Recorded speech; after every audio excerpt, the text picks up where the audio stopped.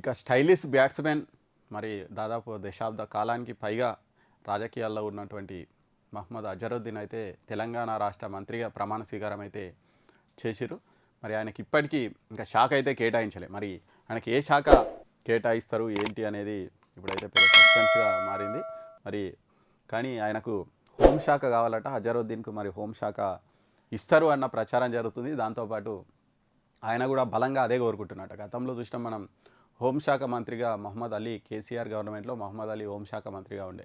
ఆ తర్వాత మళ్ళీ మైనార్టీలకు అయితే హోంశాఖ దక్కలేదు. ఇప్పుడు మళ్ళీ అజరుద్దీన్ను మరి హోంశాఖ మంత్రిగా మనం చూడబోతున్నామా అంటే మరి జరుగుతున్నటువంటి పరిణామాలు చూస్తుంటే అయితే అట్లే కనిపిస్తుంది. మరి అజరుద్దీన్ కూడా హోంశాఖనే కావాలని కోరుతున్నట. ప్రస్తుతం సీఎం పరిధిలో ఉంది మరి హోంశాఖ.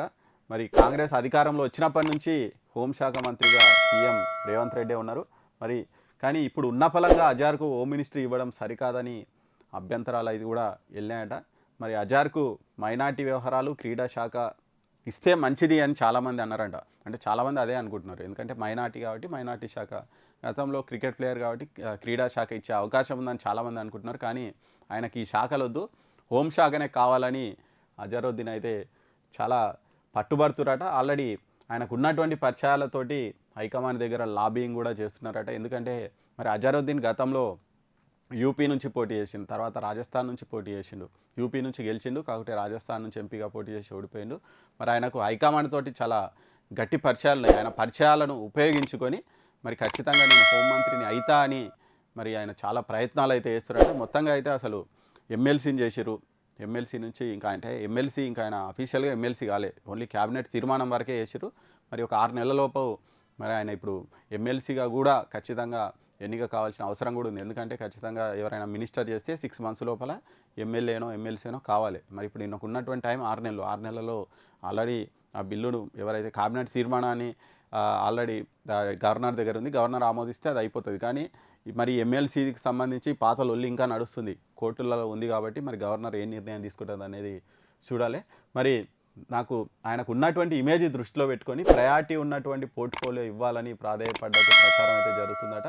అందుకనే అజార్కు ఇంకా శాఖల కేటాయింపు జరగలేదట. మరి ఆయన ఆల్రెడీ ప్రమాణ స్వీకారం చేసి చాలా గంటలు గడిచిపోతున్నాయి. కానీ మరి ఆయనకి ఇప్పటి వరకు శాఖ అయితే కేటాయించలేదు. మరి హోంశాఖ మంత్రి కావాలి అని ఆయన చాలా పట్టుబడుతున్నాడు. కాబట్టి ఇవన్నీ పెండింగ్లో ఉన్నట్టు. ఎందుకంటే చాలాసార్లు ఈ ప్రమాణ స్వీకారం ముగిసిన 4-5 గంటల్లో ఆల్రెడీ శాఖలు కేటాయించి గెజిట్ వస్తుంటుంది. గతంలో చాలాసార్లు ఇట్లే జరిగింది. కానీ అజరుద్దీన్ ప్రమాణ స్వీకారం చేసి ఇంత టైం అయినా ఇంకా ఆయనకు మాత్రం శాఖల కేటాయింపు జరగలేదు. అంటే మరి హోమ్ మినిస్టర్ కోసం చేస్తున్నటువంటి ఆయన లాబింగే ఇవన్నిటిని కూడా ఆపుతుంది అన్నటువంటి టాక్ అయితే నడుస్తుంది.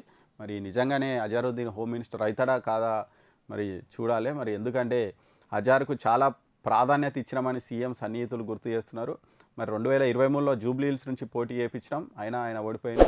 అయినా ఎమ్మెల్సీ ఇచ్చి మంత్రివర్గంలోకి తీసుకోవాలని లాబింగ్ చేసిండు. ఓడిన నేతలకు పదవులు ఇవ్వొద్దని ఆల్రెడీ కండిషన్ ఉన్న అజార్కు ఎందుకు ఇచ్చిర్రు? గతంలో అయితే ఇవ్వలే. కానీ ఇప్పుడు ఓడిన నేతకు పదవులు ఇవ్వొద్దు అన్నటువంటి ఏదైతే సంప్రదాయం ఉందో దాన్ని అజార్ విషయంలో బ్రేక్ చేసి మరీ ఆయనను ఎమ్మెల్సీ వేసి మరి ఆయనకు మంత్రి పదవి ఇస్తున్నటువంటి పరిస్థితి ఉంది. దాంతోపాటు జూబ్లీహిల్స్ బై ఎలక్షన్లో కూడా ఆయన చాలా గట్టిగా ప్రయత్నం చేసింది, నేను ఖచ్చితంగా మళ్ళొకసారి పోటీ చేస్తాను. కానీ ఆయనకు ఎమ్మెల్సీ ఇస్తామని హైకమాండ్ బుజ్జగించి మొత్తంగా మళ్ళీ ఆయనను మంత్రివర్గంలోకి తీసుకున్నటువంటి పరిస్థితి అయితే ఉంది.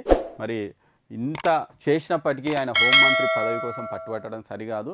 ఇచ్చినటువంటి శాఖ తీసుకొని ఆయన బాధ్యతలు తీసుకుంటే మంచిదని మరి చాలామంది సన్నిహితులు, సీఎం వాళ్ళ లాబింగ్ వాళ్ళ ఎవరైతే గ్రూప్ ఉందో వాళ్ళైతే చెప్తున్నారట. కానీ అజర్ మాత్రం నాకు ఖచ్చితంగా హోమ్ మినిస్టరే కావాలని ఆయన పట్టుబడుతున్నట.